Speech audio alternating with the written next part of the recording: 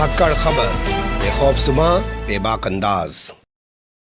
धाकड़ खबर में आपका स्वागत है। मैं आपके साथ हूं अकरम रईस खान। आप लोग देख रहे होंगे आजकल कोई इंटरव्यू वगैरह रिकॉर्ड नहीं कर रहा हूं, जबकि आपके सामने अभी 5 राज्यों के चुनावी नतीजे आ चुके हैं। बंगाल के चुनावी नतीजों के बाद तो मेरे मन में कई लोगों से इंटरव्यू करने का हुआ, लेकिन फिर हिम्मत नहीं हो पाई। आप समझ रहे हैं 26वां रोज़ा है आज जब ये रिकॉर्ड कर रहा हूँ, और जब ये खबर आपके सामने जा रही होगी तो 27वें रोज़े को आपके सामने पहुँच रही होगी। एक दिन पहले रिकॉर्ड करने का मतलब ये है कि हम चाहते हैं ये खबर उसी तारीख पर आपके सामने पहुँचे जिस तारीख को इसका इतिहास आप लोगों के सामने आना चाहिए। 10 मई 1857 को आखिर क्या हुआ था उत्तर प्रदेश के मेरठ में। अंग्रेजों का दौर था, आप लोग जानते हैं। इसको पहला स्वतंत्रता संग्राम कहते हैं हम लोग 1857 का। उर्दू जबान के लोग इसे कहते हैं पहला गदर, यानी कि 1857 का गदर कहते हैं। तो क्या हुआ था उस दिन और क्या चीज़ें सामने आई थी और क्यों उस पर आज बात होनी चाहिए, और क्या उस वक्त वाकई में लोगों के अंदर हिंदू मुस्लिम वाली बातें थी या वो वाकई में मुल्क के लिए लड़ रहे थे, और आज़ादी के आज इतने साल बाद हम जो है साथ में नहीं रह पा रहे हैं और हिंदू मुस्लिम के नाम पे लड़े जा रहे हैं या लड़वाए जा रहे हैं। बहुत सारे पहलू हैं, लेकिन मुद्दा ये है कि आज जो 10 मई है उस दिन क्या हुआ था। तो यही सब जानने के लिए हमारे साथ जुड़ रहे हैं डॉक्टर शाहिद सिद्दीकी।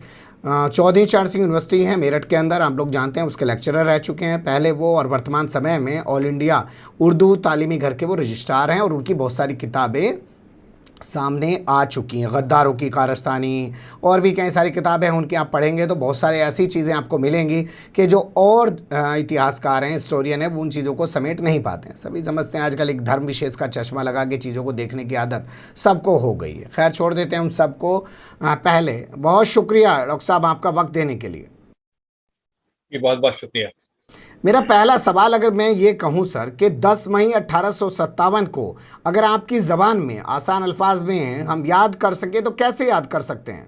देखिए, पहली जंगे आज़ादी कहिए 10 मई 1857 को, और उससे पहले 18 जंगे अंग्रेजों से लड़ चुके थे हिंदुस्तानी, ऐसा नहीं, लेकिन ये पूरे मुल्क गिर सतह पर जो हुई है, ये पहली इस लेवल की जो हुई है, पहली जंग आज़ादी हुई है जी। पहली छोटी बड़ी होती थी, लेकिन जो लार्ज स्केल पर हुई है फर्स्ट टाइम हुई थी, तो इसलिए पहली मुल्कगीर जंग आज़ादी हुई है। और उसके अलावा आप समझिए कि ये खाली एक दिन में नहीं हुई, इसके लिए सबसे पहले 1820 में सैयद अहमद शहीद मेरठ आए थे जी, और जिनका वहाँ यहाँ इस्तकबाल हुआ, और इस्तकबाल होने के बाद यहाँ पर एक जिहादी मरकज कायम हो गया था अंग्रेजों के खिलाफ जी। उसके बाद 1856 में यहाँ अहमदुल्ला उर्फ डंका शाह आए थे। उसके बाद अजीमुल्ला और नाना साहब आए थे, अप्रैल 1857 में आ चुके थे। और उसके बाद आहिस्ता आहिस्ता गतिविधियां पैदा हो रही थी, और शहीद मंगल पांडे की वजह से जो रूनमा हुआ था बैरकपुर में वाकया, तो उसकी वजह से अंग्रेजों ने देसी कंपनियां तोड़नी शुरू कर दी थी जी। तो उसकी खबर मेरठ में भी पहुंची। यहाँ पर वो एक इनफील्ड एक गन आई थी, उसमें जो है चर्बी लगे कारतूस काटे जाते थे, जिसके उसके ऊपर खोल पर गाय की और खंजीर की चर्बी लगी हुई होती थी जी। तो यहाँ पर एक अब्दुल्ला बरतरफ सिपाही थे, उन्होंने सिपाहियों से कहा, भाई ऐसा है जो तुम्हें अब कारतूस दिए जा रहे हैं, इस पर जो है गाय की और सुअर की चर्बी लगी हुई है जी। अच्छा, उसके अलावा यहाँ पर एक वाली खां सिपाही थे 11वीं रेजिमेंट के, उन्होंने भी अंग्रेजों से कहा, भाई ऐसा है जो आप कारतूस दे रहे हैं, आप जिद मत करिए, इन्हें स्टोर कर दीजिए।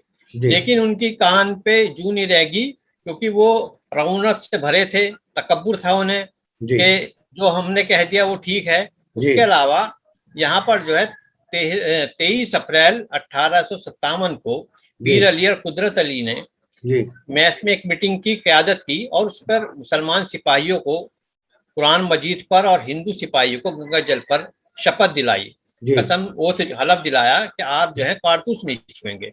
इसके बाद 24 अप्रैल को कर्नल स्मिथ जो था वो एक जिद्दी था और नाकपत अंदेश अफसर था, उसने जिद की कि आप मुश्क करिए इन गनों से। तो उसमें जो है 24 तारीख को ही पीर अली और कुदरत अली ने सबसे पहले कारतूस छूने से इनकार कर दिया। उसके अलावा वो 90 सिपाही थे 3री रेजिमेंट सवार के, तो उनमें से 85 सिपाहियों ने यक के बाद दीगर मना कर दिया, जिसमें के 5 सिपाहियों ने उन्हें कारतूस चलाए। तो इससे ही ये पता चल जाता है कि ये जो अब लड़ाई है, ये काले अंग्रेजों और गोरे अंग्रेजों में लड़ाई होगी, जी। तो उसके बाद जो है ये जो कर्नल स्मिथ थे, उन्हें ये जो है गद्दारी से ताबीर किया कि इनकी हुक्म अदूली हो गई। तो उन्होंने इन्हें जो है इनके ऊपर गद्दारी का मुकदमा करके एक अदालत कायम कराने का ऑर्डर कर दिया।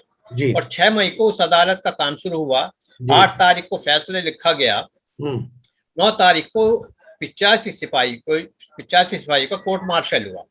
और उसके बाद जब इन्हें इनके साथ बहुत शर्मनाक बर्ताव रखा गया, तो उसको जो है पूरी मेरठ के अंदर एक खबर फैल गई। जहां तक कि सदर बाजार में जो उस जमाने में तवाइफों के बालखाने मौजूद थे, वहां भी खबर पहुंची। तो शाम के वक्त कुछ सिपाही वहां पहुंचते हैं सदर बाजार में। तो उन्होंने तवाइफों ने अपनी चूड़ी उतार कर उन्हें दी कि आप जो है मर्द नहीं हो, जनाने हो, ये चूड़ी पहन लो। अगर आप मर्द होते तो हिंदुस्तानी सिपाहियों के साथ खड़े होते।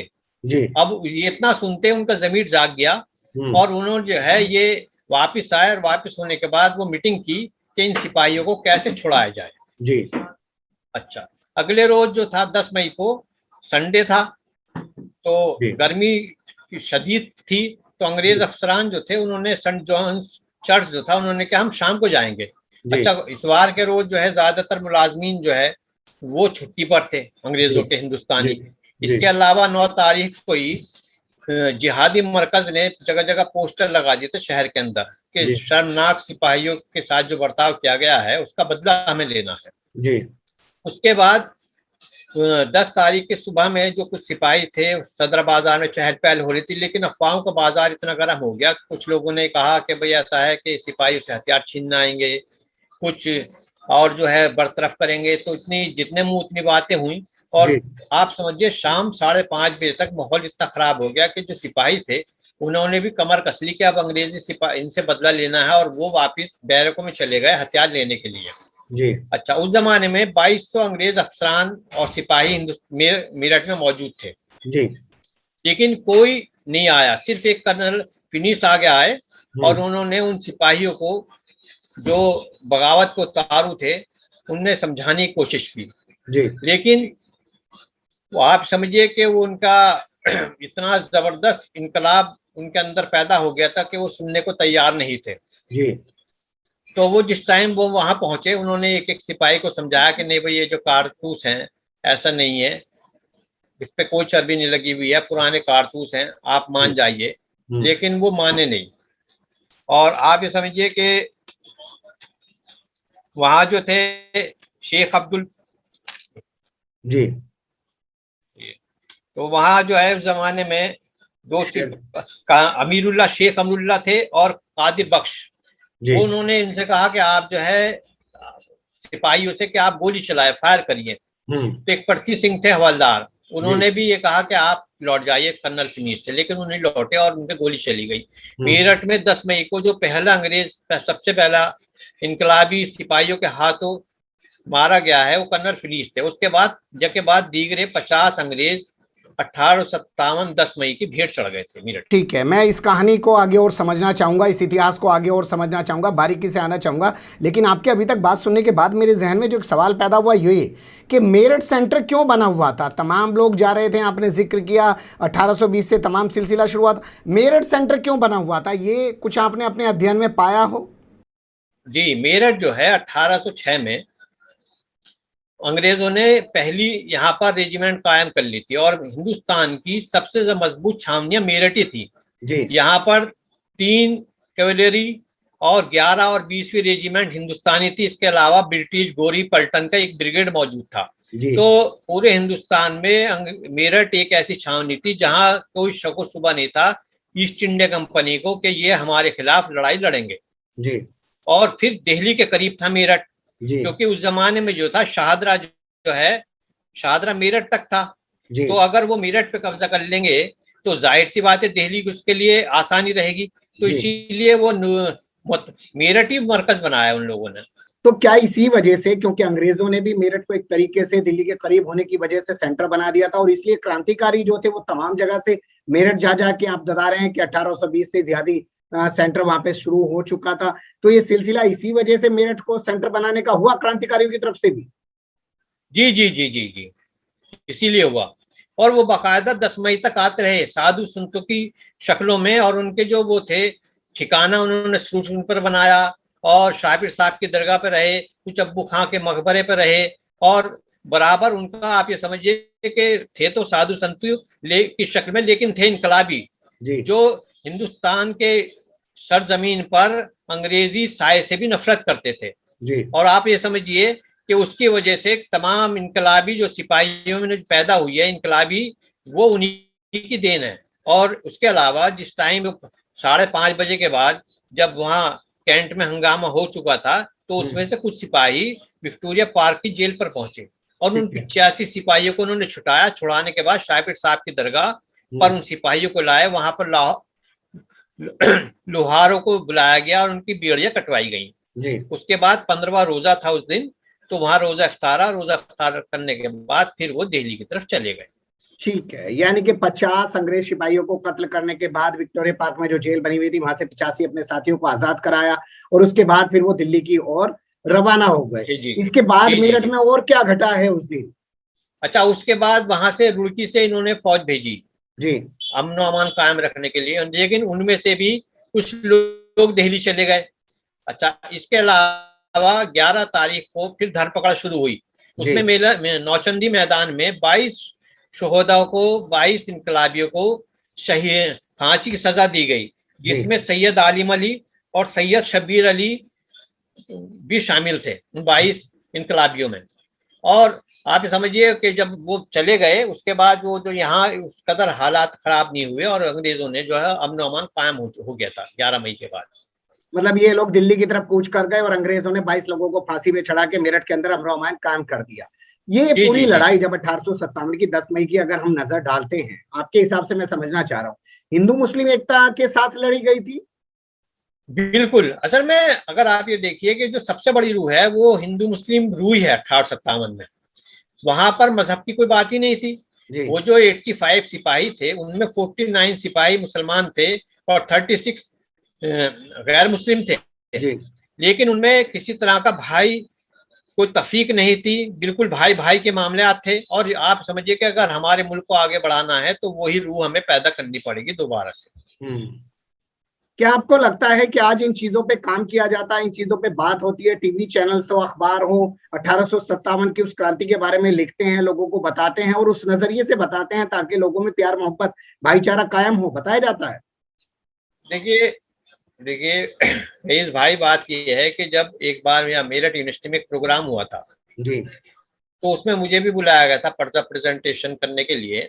तो जब मैं वहां गया तो उसमें मैंने पीर अली कुदरत अली का नाम लिया था उस पर्चे में। तो आप समझिए कि वो जो ऑर्गेनाइजर थे उन्होंने वो मेरा पर्चा जो है वो शामिल किया अपने जो मैगजीन उन्होंने पब्लिश की थी, तो उसमें वो 2 नाम हटा दिए पीर अली कुदरत अली के जी। तो आप ये समझिए कि जो हम हिस्ट्री पढ़ रहे हैं वो अंग्रेजों ने तो की है डिफॉर्म, लेकिन अंग्रेजों के बाद भी हम लोगों में भी ऐसे कुछ अनासिर मौजूद हैं जो हिस्ट्री को हिस्ट्री की तरह ना करके एक उसे दास्तान की शक्ल दे रहे हैं कि जो हमारी मर्जी आ रही है उसे हम लिखेंगे, जो हमारी मर्जी नहीं आ रही उसे हम नहीं लिखेंगे। लेकिन अगर असल चीज ये है कि अगर आप तारीख को तारीख की नजर से देखें तो वही आने वाली नस्लों के लिए भी बेहतर ही होगा। मीर अली कुदरत अली का क्या इतिहास है और आपने क्या ऐसा बयान कर दिया था जो उन्होंने मीर अली कुदरत अली से इनकार कर दिया? देखिए पीर अली कुदरत अली की बात ये थी कि पीर अली कुदरत अली 85 सिपाहियों में शामिल थे और उन्होंने ही 23 अप्रैल को कसम दिलाई थी गंगा जल पर उनको मुसलमान नॉन मुस्लिम्स को और कुरान मजीद पर मुसलमानों को कि आप कारतूस नहीं छुएंगे। लेकिन अब ये है कि वो जो उन्होंने जो यही लिखा था मैंने उसमें, लेकिन ये था कि वो ने जो है प्रोग्राम जो है वो दूसरे एक अजीम शख्सियत थे धन सिंह कोतवाल साहब मेरठ में, जो उस जमाने में सदर बाजार की कोतवाली में एसोसिएट कोतवाल थे, उनके बारे में थी। तो वो देखिए कोई भी चीज है वो कड़ी से कड़ी बनती है जी। तो अब उसमें हो सकता है उनसे मैच नहीं हो, तो अब तारीख को तारीख की शक्ल से ही देखनी चाहिए। असल चीज तो ये है, मतलब वो ये चाहते थे कि धन सिंह कोतवाल को वो अहमियत दी जाए जो आप कुदरत अली को और मीर अली को देने की कोशिश कर रहे हैं। नहीं, देखिए धन सिंह कोतवाल साहब भी एक अजीम शख्सियत रहे। और पीर अली, कुदरत अली, तमाम जितने 10 मई में या उसके बाद जितने शहीद हैं या जितने इनकलाबी हैं, किसी के एक दूसरे के ऊपर आप अहमियत नहीं दे सकते, सबका अपना अपना रोल रहा। लेकिन ये है कि आप दूसरे को बिल्कुल ही ये समझे कि उनकी कुछ नाम नहीं आए या उन्होंने कुछ मेहनत नहीं की या उनकी शहादत कोई मायने नहीं रखती, तो ये एक गलत चीज है। चलिए इन चीजों को छोड़ते हैं, दिल्ली की तरफ चलते हैं। तो यहाँ से जो कारवां दिल्ली की तरफ कूच किया, उसी के बाद दिल्ली में वो पूरा गदर देखने को मिला हमें, जो कुछ हुआ। जी जी जी, उसके बाद ये सिपाही 16 मई तक वहीं रहे और 16 मई के बाद कुछ अपने वतन लौट गए हालात देखकर, कुछ वहीं शहीद हो गए। लेकिन ये 11 मई से 16 मई तक रहे जी। अच्छा, उसके बाद जो है ये 11 मई को ही बहादुर शाह जफर के ये किले मोहल्ले में भी मिले थे जी। और उन्होंने ही, इन्हीं का ही आप समझिए कि उसके बाद इन लोगों को ही क्रेडिट जाता है कि इन्होंने जो है बहादुर शाह जफर को दोबारा से हिंदुस्तान का ताज सौंपा जी। तो इन लोगों ने ही दोबारा से बहादुर शाह जफर को भारत का ताज सौंपा और कहा कि उन्हीं की सरपरस्ती में पूरी लड़ाई लड़ी जाएगी। बताते हैं कि उन्होंने इनकार भी किया था कि वो बुजुर्ग हैं, वो ये लड़ाई लड़ नहीं सकते, वो इसकी सरपरस्ती नहीं कर सकते, ऐसा भी कुछ है क्या?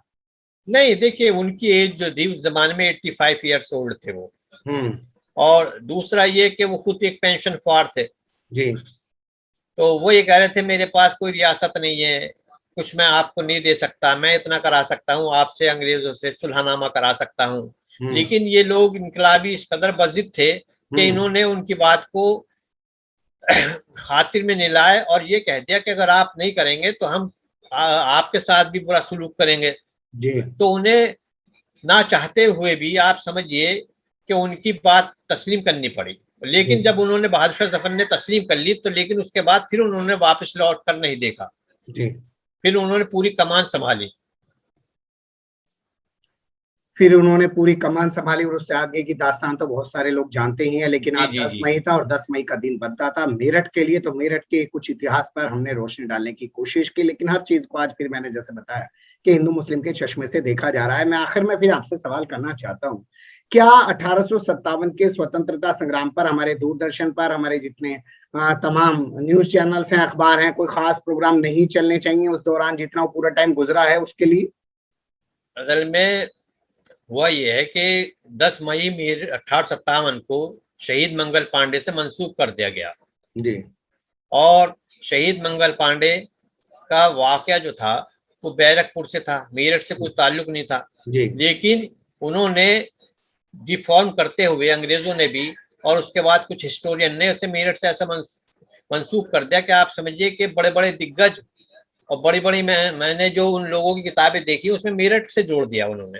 तो अब ये समझिए कि हकीकत ये है कि जो मेरठ का जो वाकया है उसका कोई ऐसी लीड नहीं की थी। आप समझिए कि धन सिंह कोतवाल जो थे वो सदर में कोतवाल थे, एसोसिएट कोतवाल, उन्होंने इनकलाबियों की सरपरस्ती की, यहाँ तक कि वो फिर बाद में अंग्रेजों से लड़ते हुए शहीद भी हुए जी। अच्छा, इसी तरह से उसका 85 सिपाहियों को भी क्रेडिट जाता है इस चीज का जी। और तो इसके अलावा कोई ऐसी लीडरशिप तो सामने नहीं थी, लेकिन यह है कि तमाम मुश्तरका तमाम लोगों की मेहनतें थी जी। और अगर यहाँ कोई लीडरशिप ऐसी होती तो हो सकता था इसका नतायज दूसरे आते, क्योंकि जो तारीख थी मुतय्यन वो 31 मई थी, वो 10 मई नहीं होती अगर कोई इसको लीड करते। जिस तरह से बरेली के अंदर 31 मई को शुरू हुआ जी इनकलाब जी, तो यहाँ 10 मई को शुरू नहीं होता अगर यहाँ कोई लीडर इसको लीड करता। बिल्कुल सही आप कह रहे हैं कि ये यहाँ कोई लीडर नहीं था। ये अलग बात है कि इसको मंगल पांडे से जोड़ा जाता है मेरठ की क्रांति को, लेकिन यहाँ कोई लीड नहीं कर रहा था। यहाँ सब लोग थे, सब लोग शामिल थे और अपने अपने स्तर से सब लोग अपने एफर्ट्स कर रहे थे और उसी का नतीजा था कि उन्होंने 85 जो वो थे फौजी उनको रिहा करवाया, क्रांतिकारी जो थे उनको रिहा करवाया और उसके बाद वो सब लोग दिल्ली की तरफ कूच किए और दिल्ली में हमने सब देखा फिर उसके बाद क्या हुआ और किस तरीके के हालात पैदा हुआ और अंग्रेजों ने कैसे फिर तमाम चीजों को कुचलने की कोशिश की। बहुत शुक्रिया, आपने वक्त दिया। बहुत सारे सवाल बाकी रह जाते हैं लेकिन वक्त का तकाजा होता है। हम सोचते हैं थोड़ी सी बातचीत के जरिए बहुत सारी चीजें लोगों के सामने रखें, फिर आपसे जुड़ने की कोशिश करेंगे। सर बहुत शुक्रिया।